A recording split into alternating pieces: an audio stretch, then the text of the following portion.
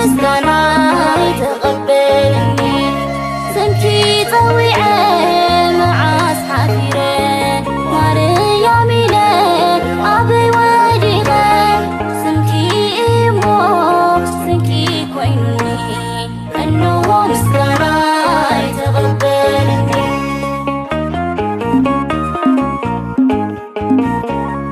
ጸላኢ መጺኡ ከቃወመኒ ንብዙሕ ዘመን ከሸግረኒ ሰይጣን ማሪኹ ከሳቅየኒ ወላዲት ኣምላክ ኣደላትኒ ናይ ለውሃት ዓደይ